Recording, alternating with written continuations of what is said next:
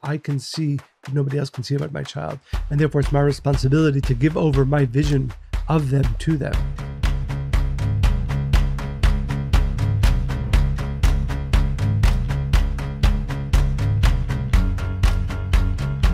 Hello and welcome to Spiritually Hungry. We are going to do a very exciting episode as always.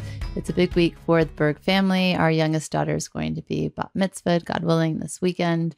And it got us both thinking about parenthood and all that it entails. And there are many, many, many, many, many, many, many, many, many stages to parenthood, probably hundreds of thousands. But for the sake of time and organization, I'm going to break it down into 6 stages. And we're going to go through them very, very quickly. If you want to break it down to time, I'd probably bring it down to 3. Well, because I have 4 things that I'd like to share. But I feel like your 4 things will fit under the 6 umbrellas. Well, it's interesting. Or 4 of umbrellas. So just let me give you a preview. What I actually took it off, took a cue from your book. And I have... Which one? Fear is not an option. At the end, I believe that's... 7 things I want my daughters to know. Exactly. So I have 4 things I'd like my children to know. So you've plagiarized, basically. Exactly. What? I was inspired by it. Anyway, and we're actually packing and getting ready to go to the airport. So we're relatively limited in time. So let's get started. Yeah, 6. That's a lot. Well, they're umbrellas. So first, let's start with, I have found, to my surprise, not at this point, but along the journey, that being a parent is the most spiritual pursuit ever. Let me correct you. If you do it right. No, you're not correcting me. You're adding on. Yes. Unfortunately. True. I have found it to be the most spiritually profound journey that I have walked. Profound journey. Because I was going to say, I think relationships, if you're doing it right, also push you to spiritual transformation. The children. Correct. But I would add, relationships in a different way, because it's really breaking the ego and bashing that and choosing to be vulnerable and leaning in. And of course, that's required in parenting well as well. However, I think the difference for me has been that you have these beings that you bring into the world that you have a great desire to, for the most part. Again, some accidents happen, and there's a great responsibility there. And for me, it's been, I remember the very beginning, am I doing it right? I don't want to hurt this child.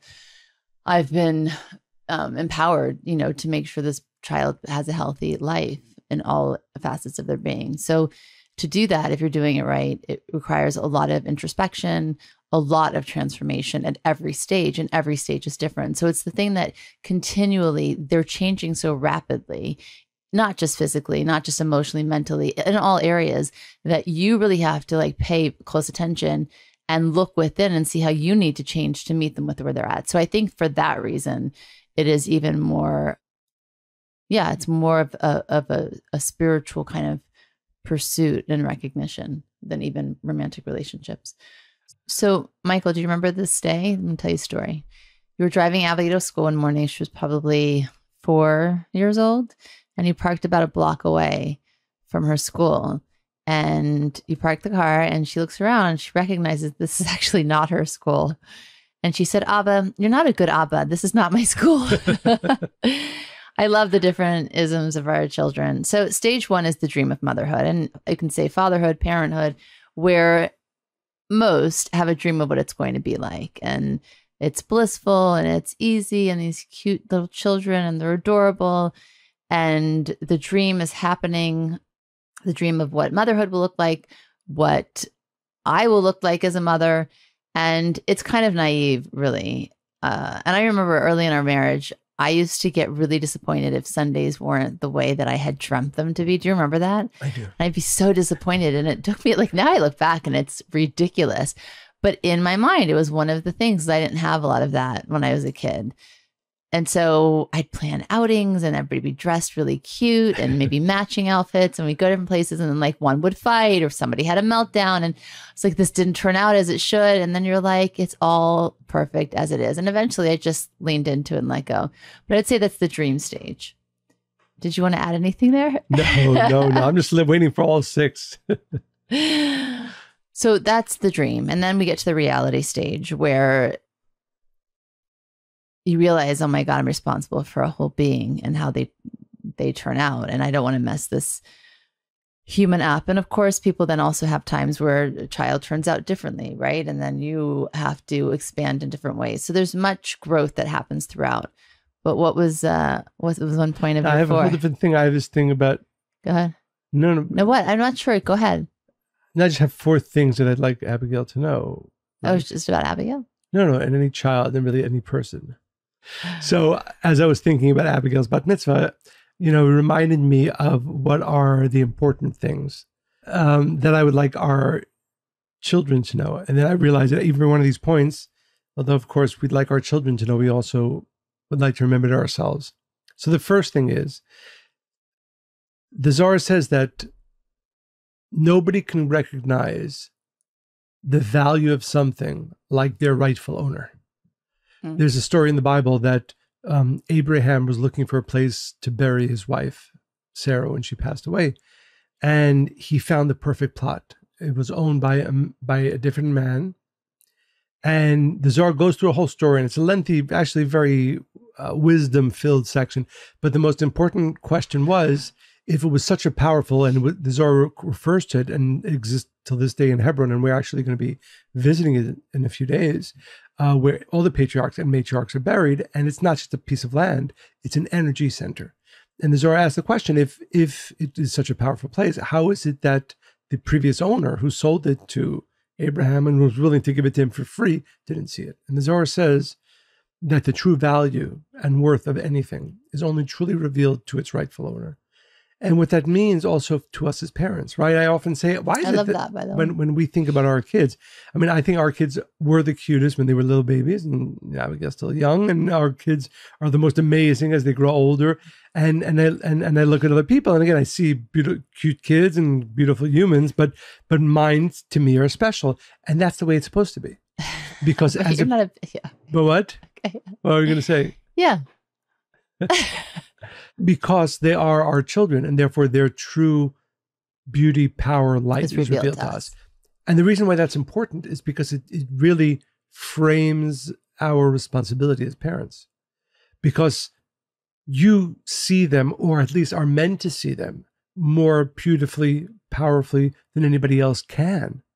So you have to instill within them that view that you have of them that maybe they don't yet have for themselves, and nobody else can have for them. That's so sad then for parents who do the exact opposite of that. Exactly. And I was thinking, as I was thinking about this idea, that's why, and we've all met people like this, and maybe met some of our listeners, when your parents injure you and they say hurtful things or belittling things, it's worse than anybody else in the world. It could be worse than your best friend, the worst things your best friend will ever say, even worse than your husband or wife will ever say to you. That's why I said in a talk recently, and it's something, I mean, it sounds very basic, but it's actually quite deep. It's that the reason that people really have trauma and wounds, and where it all stems from, the first time we ever have it, and then that story usually follows us the rest of our lives, is because the person that was supposed to love us the most was supposed to offer unconditional love and give us that, actually did the opposite and either withheld it or was abusive. And it created this disconnect between ourselves and the rest of our relationships in the world. And yes, you have to do work to kind of get past that. It makes total sense. That's where all trauma really comes from. And as I said, I think this adds a layer of depth to it, because as parents, we are uniquely qualified, able to see the great light that our children are. If our parent says words or actions that are against that, it cuts so much more deeply than anybody else. So that's number one. As a parent, our responsibility is to make sure, yes, I first accept this reality. I can see what nobody else can see about my child. And therefore, it's my responsibility to give over my vision of them to them. Your vision of them, but of them, not what we want to see. Of course, yes. Yeah, I know. I agree 100%. And I think that that's why at the beginning I said that it's a thing that transforms us the most, because you really have to pay close attention like a detective to really see your child, to really be invested in them, not just in how you want them to turn out, but really that this thing that you have, recognize it for what it is and help them recognize it as well. Absolutely. And then I'd like to expand it and say that as a friend and to yourself, this holds true as well. What's a true friend? A true friend is somebody who sees your light even more than you see it and is able to give that over to you. And most importantly, to ourselves, our greatest job in life is to come to understand our light and really hold that throughout our lives and really push ourselves with that knowledge of how unique and special we are. What's interesting is we were talking about this. I think we keep going between relationships and parenting because they are the most Sure. intimate relationships we have. But there's somebody who's close to us that's dating someone, and the feeling that makes them feel the most good is that they feel safe and they feel seen and taken care of. And I think ultimately, I guess that's what, because it's a kind of a fine line, right? Because But that's not what I'm talking about, right? To be clear, I'm talking about not that they see them who they are now and they make them feel safe with who they are now.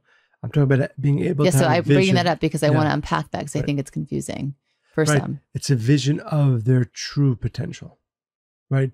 A vision of their greatest light, a vision of them at their highest. That's what parents have. That's what friends should have. That's what we should have for ourselves. So for instance, there's something called, which I've shared with you before, but there's something called the Golem effect and the Michelangelo phenomenon. And the first is that Golem or Gollum? the Golem effect. I could have stumbled through this today. The Golem effect, which is a person, let's say you have a slab of clay, you create that thing in the mold of what you want to see, right? What you want them to be. The Michelangelo phenomenon is you kind of allow it to take its own shape and you just use your hands to mold it, but it's in a vision of what they have for themselves, right? Their soul potential. So really that's what you're saying. Yeah.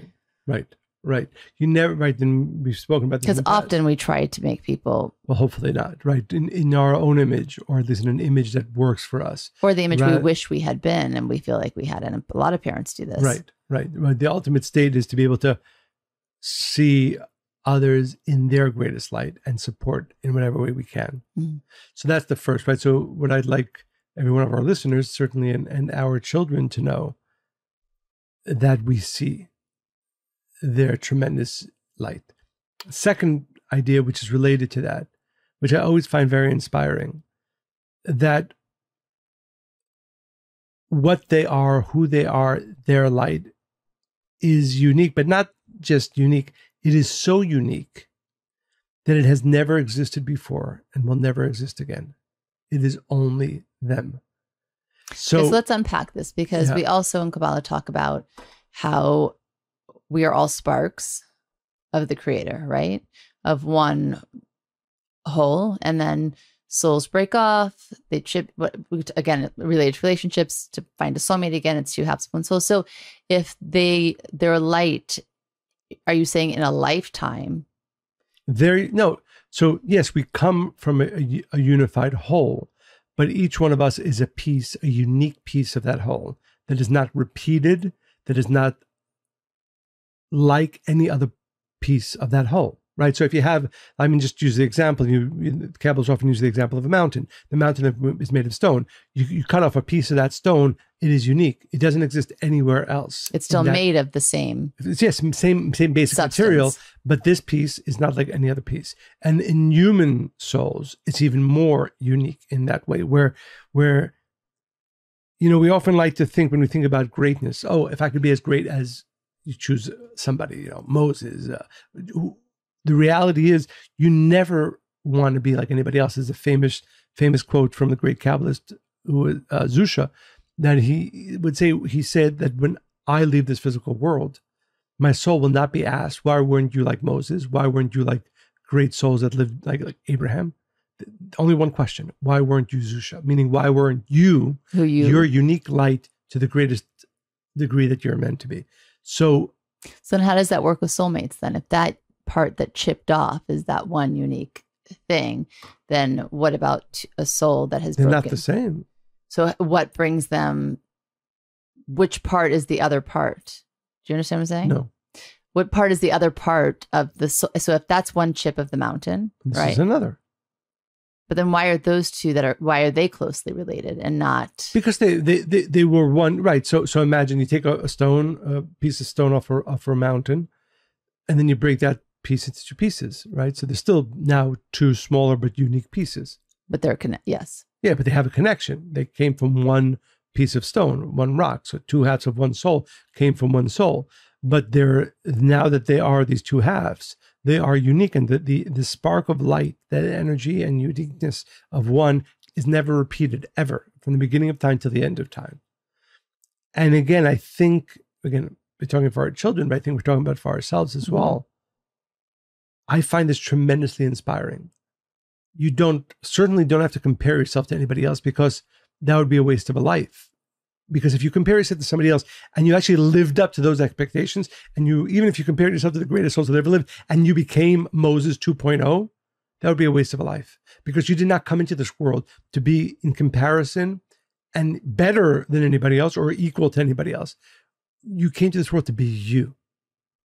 And that uniqueness, once you truly accept it and live your life according to it, takes away all comparison that people do to other people. But more importantly, hopefully drives us to do everything that we can to reveal that which is uniquely me, that light, which again has never existed before and will never exist again.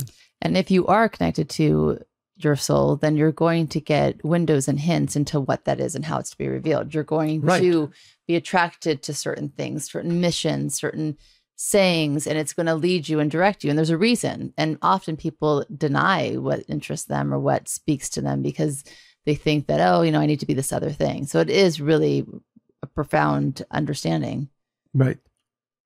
The third, which is again something that I personally find very inspiring, and I wish for my children to really think about this all the time, and for our listeners as well. There's a teaching from a sage from 2,000 years ago. His name was Rabbi Elazar, and he said that a person should always think of himself or gauge himself with the thought that there is tremendous holiness within me. Okay, unpack that. That imagine if I asked any one of our listeners, what do you have inside? So if you're a little spiritual, if you're not spiritual, you say, well, no, not very much right now. I hope to achieve, I hope to have. If you're a little bit more spiritual, your potential. But in reality, inside of you, I don't think I can compare it. It's like a nuclear reactor of energy, a nuclear reactor of light, this unbelievable light force that already exists within you. Now, the only problem we have is that our body, ego, desire to see for the self alone, however you want to call it, is hiding what already exists. And my life purpose is not to make anything new, not to acquire anything physical or spiritual new. It's to rediscover. It's just to do whatever I can, and that's the spiritual work, to allow what we call the shells to be removed so that the tremendous light that I have within me already shines more and more and more, and ultimately completely. That's why really the solution to any problem we have is already within us. Course. We just need to find it. And so many times students come to me, I always say, I do not want to be your guru. I do not want to hold your hand. I want to help you tap into your own unique essence so you can start to hear that voice more. Right. The problem is we make it so quiet in life that it's unrecognizable. And all we hear are the other people out there. And those might be good voices or bad voices or a mix of both. And I really do believe something I've really intentionally tried to do with all of our children is to help them hear their voice. So even starting from when they were very young, they would come and ask for advice. And I'd always say, well, I have a thought, but more importantly, let me ask you a few questions. If you did this, how would you feel about that? Or what options do you have? How do you think you want to solve that? And so they start to then go deep within and be able to start asking themselves the questions. So they recognize the voice. And next time they have an issue, they're able to, they'll still check with us, but they're not blinded, right? They're not going and navigating life with a blindfold on. And I see this a lot with Abigail, speaking with her, especially with her bat mitzvah coming up. We often have a conversation where she'll say something and then I'll say something. She's like, well, don't you trust me? And I said, I do trust myself. Do you trust you? And she'll usually She's like, well, maybe not fully yet, maybe when I'm a little bit older, but we have these honest conversations because the goal is ultimately to get to that place where you can trust yourself to make good choices because you're so tapped into who your essence is. Right. So the inner voice, which is what you're talking about, is very important.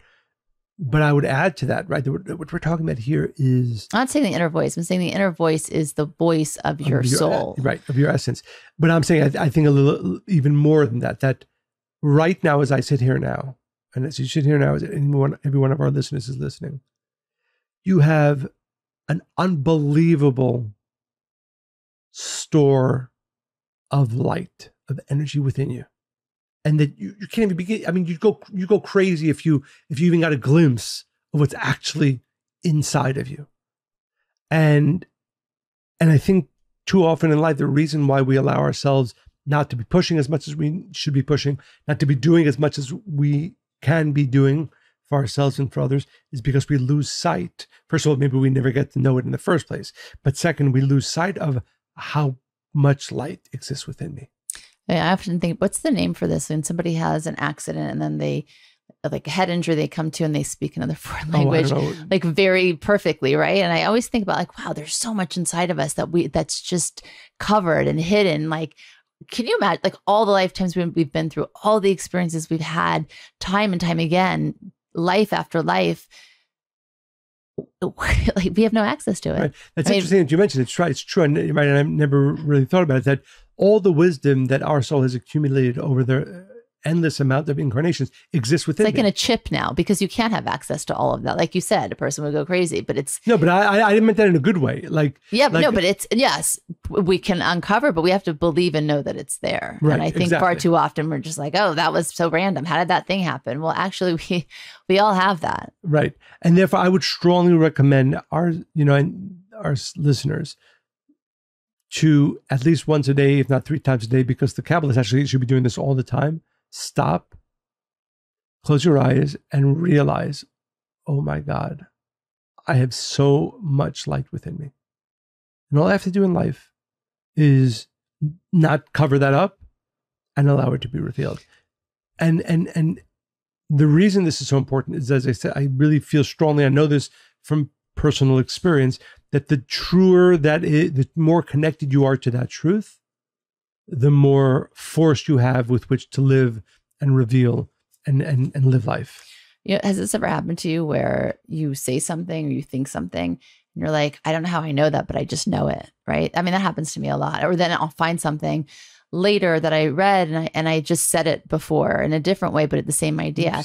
And so sometimes I always would kind of say, oh, it must be that like I heard it and I didn't realize, but I actually think it's more this, to be honest with you. Yeah, beautiful. And the fourth, now some other listeners might know that every week has a different portion in the Bible that is read. And this week, it's the one about, it has many parts to it, but the one that's read, it's Abigail's Bat Mitzvah portion, is the one about the lighting of the candelabra in the tabernacle in the desert, later in the temple in Jerusalem. A lot happens in this video, yes. Right? And the thought that Abigail actually is going to be sharing in her speech, but something that I often think about is that what I would like for my children, what I would like for myself, what I would like for every one of our listeners is to make sure that every single day, no matter what else you're doing in life, are you being a light in the world? Is there something that you're doing that's bringing light, goodness, blessing to one other person, to 10 other people? Because if you're not doing that, first of all, you'll never be satisfied, you'll never be happy. But that's actually why we came into this world. The real reason we came into this world is to light the candelabra, is to make sure that every single day there's something that I am doing that is bringing goodness, that is bringing light to somebody else. I say this to our children, I say this to every one of our listeners. Ask yourself this question every single day. What did I do today to be a light? To be a light to one other person, to be a light to others. It's interesting because when you do ask the question and you say it out loud, then the Creator gives you opportunities to be just that. And so yesterday we were going over Abigail's speech, and that's one of my favorite sections in her speech and her favorite quote is, be the change you wish to see in the world. And that she's been talking about that forever, by the way, for years, right? So again, that's not new. That's her soul. And that's super clear, I think, for us anyway. So she said to me, I really want to be the person that people call when they need someone to help their children or watch their children. Like, I want to be that person for them. I'm like, I have no doubt that you will. So today, funnily enough, I was exercising, and this friend I met through the years, she said to me, she's like, hi, she's like, your daughter goes to Windward, right? And I said, yeah. She's like, oh, I have a friend that's leaving the school that we're at. Do you think that your daughter could be like a big friend to her, like the grown-up kid starting 3rd grade next year, and just kind of like reach out to her? I said, oh my God, nothing would make her happier. So I told Abigail today, she's like, yes, absolutely. Yes. And that's really what it should be like. And it is that. And when you put yourself out there like that and these opportunities come, it makes everything make sense. Everything.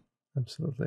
So I'm happy we got to share with our listeners some of what we'd like our children to know. Maybe more importantly, we'd like each one of us to know and remember daily. Yes. And act with it.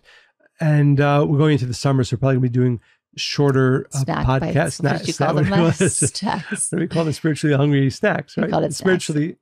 I called them shorts. I know you called them snacks. And then I called them Scooby snacks. Well, first, we hope that even though it's the summer, we're expecting all of our listeners to continue to share this podcast with everybody you know. Write us letters, emails to Monica and Michael at spirituallyhungry.life. Monica and Michael at spirituallyhungry.life. Questions, comments, stories, inspirations. As always, continue to go to Apple Podcasts, wherever you get your podcasts, write 5-star reviews and share it with everybody you know.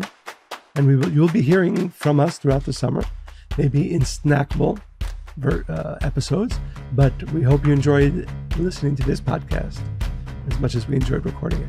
Stay spiritually hungry.